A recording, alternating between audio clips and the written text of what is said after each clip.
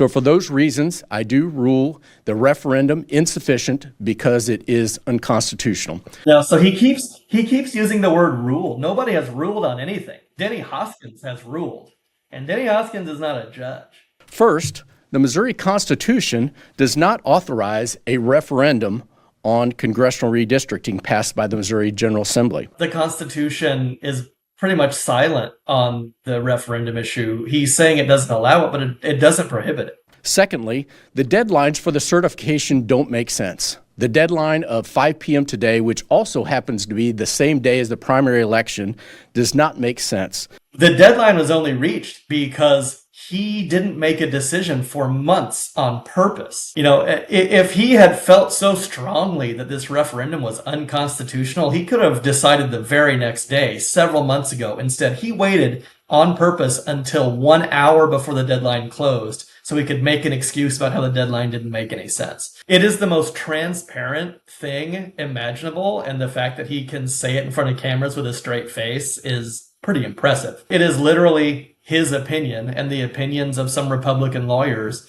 There's nothing to back it up. They orchestrated this whole thing from the very beginning. They knew this is what they were going to do. Lastly, the U.S. Constitution, Article 1, Section 4, the times, places, and manner of holding elections for senators and representatives shall be prescribed in each state by the legislature thereof. If he was such a person who was so concerned with following the Constitution, he would know that the Constitution does not give him the power to do what he's doing.